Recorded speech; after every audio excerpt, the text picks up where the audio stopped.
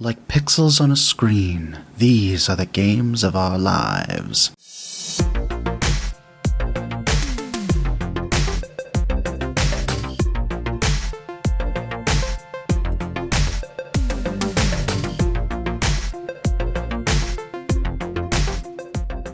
It's the Blackjack episode 21 for the games of our lives. My name's Chris. Joining me this week, say hello, Michael. Hello, Michael. Yeah. Oh, damn it. We already did that joke. I'm sorry. It's okay. We'll just do it every week. It's fine. So, Mike, how you been? This is our first of the bi-monthly episodes. Have you had more time to play video games? What's funny is really I haven't played too many video games, even though I've had more time. So actually, I had a kind of a different game experience that I thought I'd talk about. Okay. And that is I did the Escape the Room. Have you heard of that? Is that shoot, what is it? It's a live thing, like it's real. Yeah. It's very analog, right? So yeah, in person. I know. I kind of know what that is because I've seen them before. Yeah, and saying you might have I remember playing the Flash games from forever ago, where it's like, oh, find the screwdriver under the dresser and whatever. The real life point and click adventure. Yeah, pretty much. In this one, it's much more of so it's a real life thing. I went to the one in Lancaster, Pennsylvania, but I Googled, and they are everywhere now, or at least a lot more than I certainly remember being. Yeah, it certainly seems to be a thing nowadays. Was the one in Lancaster Amish themed? Oh no, it wasn't. Unfortunately, now I'm kind of bummed. It's a golden opportunity. I was gonna say, yeah. No, this one, they had 3 different rooms, so we only did one of them, obviously, and it was. So if you're not familiar with the concept, basically, it's a group of people, and you are locked into a room. Although they kind of made a point of the fact that this room did not have an emergency exit, so the door was not actually locked. they were like, just legally them holding the handle on the other side. Yeah, pretty much. They're like, legally we cannot lock you into a room. I guess generally there's some sort of fire code violation there. Yeah. But basically it's a series of puzzles, and it's a series of puzzles that you have to unlock and figure out. I'd say it would be more of a Professor Layton than a point and click adventure for comparison. And depending how many people, so it was 4 people, and then of us, and then we had 2 people we didn't know, so 2 strangers, so 6 total. And you have an hour to go through, and they do have a way of giving you hints, which is good. And it's mostly the one we did was mostly kind of number puzzles and sort of codes hidden, and it was an art gallery theme, so there were codes hidden in paintings, and you had to figure out which lock combination it opens, and then that led to the next clue. Okay, yeah, that sounds fun. It was a lot of fun. I've seen if you go like Living Social or Groupon, they have deals sometimes. You can see maybe if they're near you. Or we can probably do a DC one, Chris. Yeah, sure. I'm sure there are plenty congressional themed, presidential themed. Try to escape the legislative process. Or actually, but it was a lot of fun. We did escape the room, although I will say, if it was not for the clues, there's no way we would have gotten out. We would have been completely stuck on one of the early clues. Oh yeah. Do you get the impression if you went back and did this particular thing again, it would be the exact same? I think so. Yeah, I wouldn't recommend kind of redoing the same one. I guess that explains why they've exploded in popularity, because you can't do the same one over and over again and have any fun. That's true. It's a good point. I didn't really think about it that way. But yeah, it was. I believe it was about $20 a ticket. Maybe it's higher other places or lower. I'm not sure. Sure. And you can feel good about yourself, or you can feel terrible about yourself, depending on how it goes. Yeah, I spent $20 to sit in a room and feel really stupid. Right. Instead of in the privacy of my own home. No, that's true. And it is. I mean, I did feel kind of like pressured, and I did feel pretty dumb sometimes, just because. Just be random numbers, and you're like, okay, there's something here, and you get frustrated and angry at the other people for not figuring it out. Yeah. Right. But it was an enjoyable experience. I think it fits into the game concept enough that I could talk about it here. Cool. Well, that sounds like a lot of fun. All right, but how about you? I heard you're playing through the pain. Yeah, earlier this week I cut my thumb up pretty bad and it needed stitches. So it's been, playing non-keyboard mouse games has been kind of rough. I started playing a game called Strike Suit Zero, which is an arcade style space shooter game earlier this week. But since that is controller only for the most part, I've since put that down and moved on to a game that came out on either Wednesday or Thursday, I believe, called Assault Android Cactus. This is an indie game, a top-down shooter that I would say is very much inspired by like Luftrausers. And it's the art is great. It's a whole lot of fun to play. It gets insanely difficult towards the later levels, and there's just a lot of variety in the characters you can use and what weapons they have access to. It's definitely a score chaser game, so like you can get through the game and the levels and do fine, but you're gonna want to go back and try to maximize your score on each rank. Yeah, no, this game is it's a lot of fun. It's a small indie game. It's been shown off at a bunch of PAXs. It's really something quite special, I think, and I think you guys should check it out. I mean, it's normally $15 now that it's out. It's going to be $11.99 for a little while, I think, for at least this weekend. Okay. So it's out of early access then. If it was in early access, I had never heard of it. It's fully released now. Definitely. And there is a demo available that takes you through the tutorial and a couple of the first levels. So if you're not certain, obviously check out the tutorial, but I would definitely recommend the full game. It's pretty good. Michael, all right, cool. What have you got on the horizon? So I don't have too much new stuff looking out for. I was actually going to ask you the same thing. You kind of mentioned Rebel Galaxy, so I was looking at trailers of that before. Yeah, that looks good. It's going to come out soon. There's a bunch of, video games are coming. Obviously, Tony Hawk is coming out next week, which is crazy because I haven't heard anything about it since, If there is no worse game to have an injured thumb than Tony Hawk, I think. I know, but I don't know. I don't know if I'm going to play it right away because it's... You might have to break out your skate controller. Yeah, it's on consoles only, so, like, you can buy... Okay. Obviously, I could buy the Xbox 360 or the PS3 version, but I don't know. Why would I do that when I will eventually get a new console anyway, so... we're getting closer and closer to Oculus's like full release sometime this year, maybe. I saw a demo of a 1-to-1 of the Starship Enterprise D that I will link in the description for this, which was, if you're a big Star Trek fan, it'll make you cream your jeans. I think that's on the that endorsement is going to be on the box of the Oculus Rift. Right. Now, Frack Truck says it'll cream your jeans. Here's the problem with it, though, in that, by releasing essentially this trailer and having a quote unquote PR for it, even if it's free, which it has to be, you're basically opening yourself up for the rights holders to say, no, don't. I mean, the sort of the best thing for this stuff is to just release it and not promote it at all, because then ask for forgiveness then permission. Well, no, because then it just can't be stopped. It's once it's out there, it can't be stopped. But before it's out there, it can be stopped legally. So yeah, I don't know. That's weird.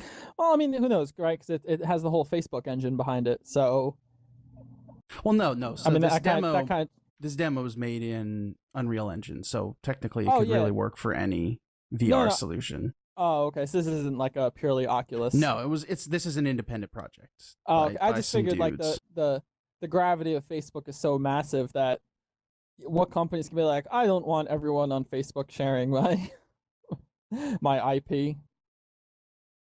Yeah, and no, Facebook it would definitely be like, no.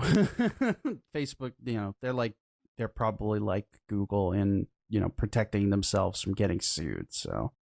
That's true. There's a lot. There's a You can lot of make a lot. You can those. make a lot of money if you win a lawsuit against Oculus now, right? Yes, but yeah, no. There's a lot of. There's going to be a lot of these projects that are, basically strolling around in somebody else's IP for a while, which is really cool and really exciting to me. For like doing, going walking around and exploring, like a spaceship that is in some fictional universe, and that's cool. But it's also, it's this gray area of, you're technically not selling it, but it is owned by these rights holders. And even though it's not really like an interactive or creative thing, it's a weird gray area. That's true. And All right. we'll So see. what in the news has piqued your interest?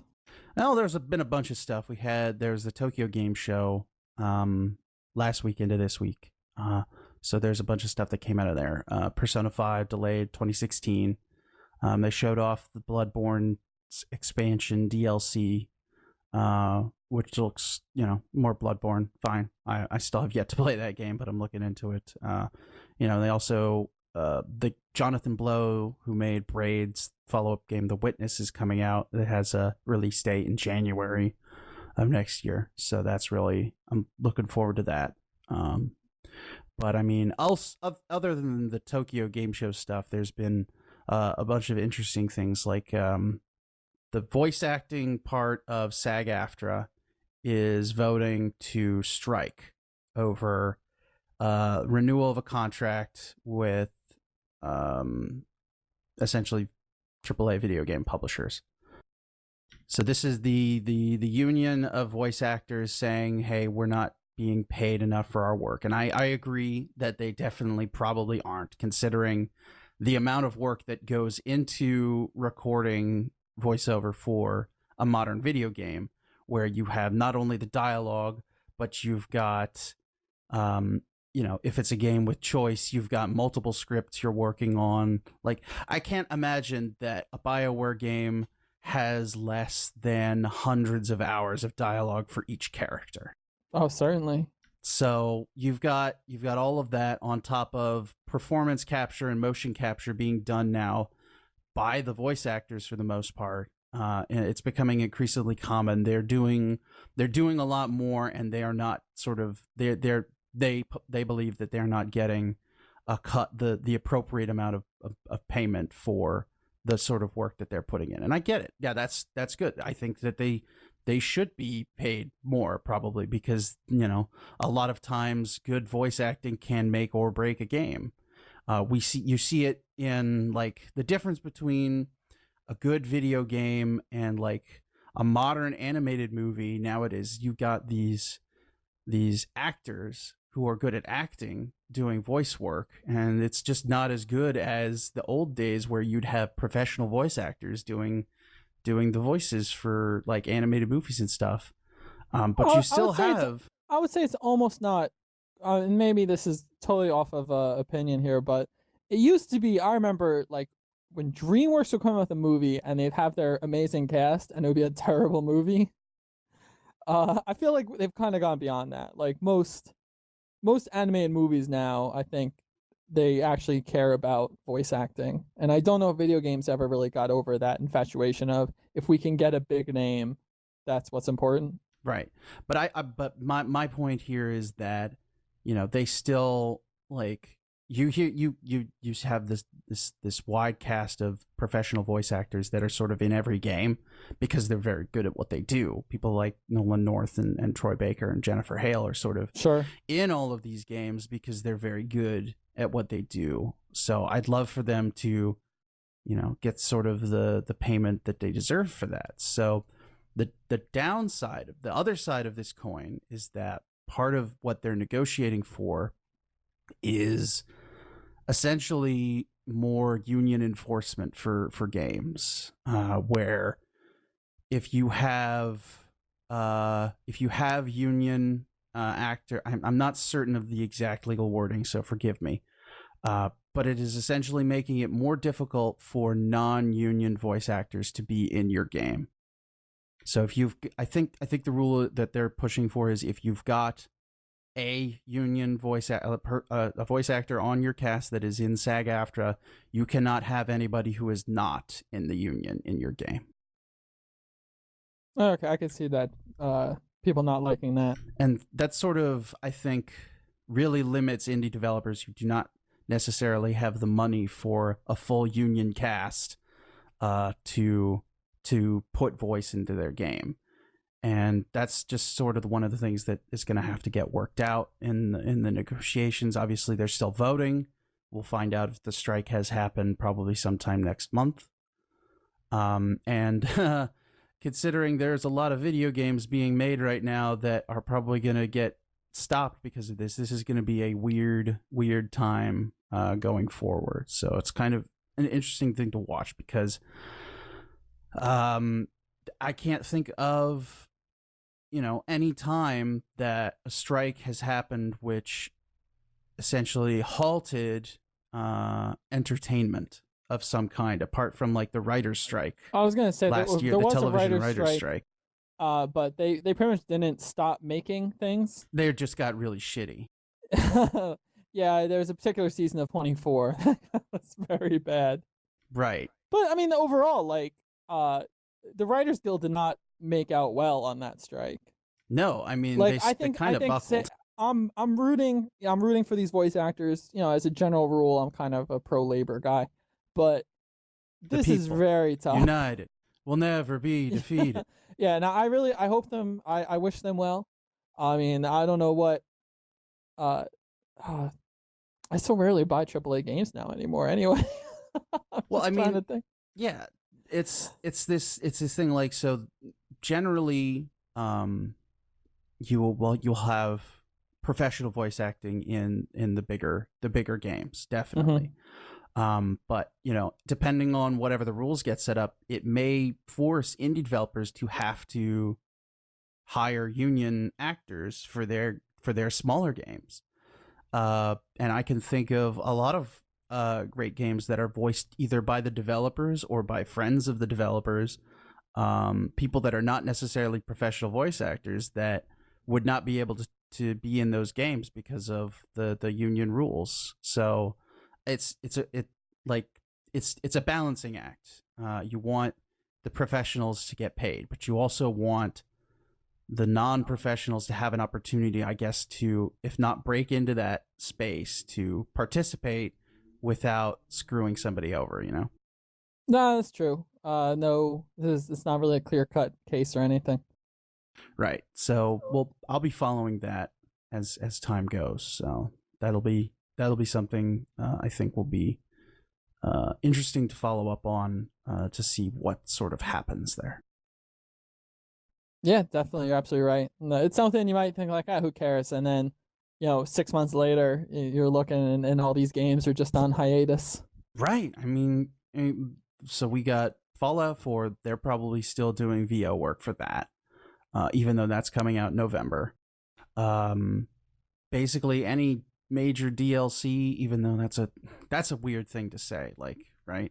Major DLC. Major DLC in the works that could be delayed because of this. Like, no, come on, just make the game. But yeah, no, the new Assassin's Creed probably doing recording now. Sounds like this is a great time for my Bring Back Zork initiative. Yeah, all text-based games. I would say this is Texas Adventure's moment to shine. Yeah. I mean, I'm not as familiar with business as all of that. So like the one of the weirder aspects to this SAG-AFTRA, the voice actor strike is the performance capture stuff. Because at some point, I mean, they are essentially filming you even though you're wearing a ping pong ball suit. So when do you become a real actor at that? When do you become like an in-person actor at that? At some point? At what point? So the SAG-AFTRA includes performance capture people, or you're talking about when the voice actor is actually doing the performance? So I'm not sure if people who only do mocap are in a union, in what union they are in necessarily, but it is becoming more common for voice actors to do their own performance capture for like cinematic games. I know that the Bioshock Infinite had a lot of performance capture in it. The Last of Us had a lot of performance capture in it. So I wonder if, as a result of this, these games are going to get delayed, but it's not like the developers are going to stop working on them. So what happens is we're going to get a lot of games where they're like, all right, guys, we're shipping in 3 weeks. We finally got the voice actors in. So say your lines kind of fast. It's gonna be a revival of RPGs from the 90s. I was gonna say 20s film noir, where they're all like, "Hey, hey, buddy," just like get out your lines. I don't care if they're good, just get them out quick. Right. No, I was thinking more like Princess in our castle. See, Japanese JRPGs from the 90s, where it's just like all text. It's just. Yeah, that's true. We're like the next Black Ops is all just you're getting briefings like the original Metal Gear Solid. Yeah. Yeah. I'm trying to think. There was a game that I played. Yeah, it was when I played Freedom Wars. It's all text with occasional call outs from the actors in game. Yeah, the Fire Emblem does that a lot too. Yeah, where they won't say everything necessarily, but they will have these canned lines as the text goes on. I was surprised how well that works, honestly. The first time it happened, I thought it was silly, but then you kind of get used to it. Right. And it kind of works. You just have like a surprised line and like an angry line and a happy line. And it just kind of works out. It's funny. Yeah, so probably a lot more of that coming up. But yeah, I think we've talked around this subject enough. Mike, do you have anything more to bring to the table? No, I think that was we went over a lot. Yeah, covered a lot has happened. So look forward to the next episode of the Games of Our Lives, which will probably be the second week of October. Thank you for listening. If you enjoyed the show, go ahead and spread us around. That's the only way that we can grow the audience, as it were. So yeah, we will see you in October. Bye-bye.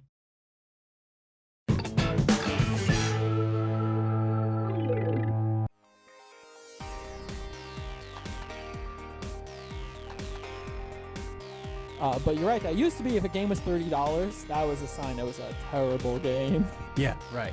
And now $2 to make. Yeah, exactly. And now if I'm on Steam and a game's like $29, I'm like, oh, this must be good. Yeah, this is a real primo experience. Oh yeah, I only base off of retail price. Right, exactly.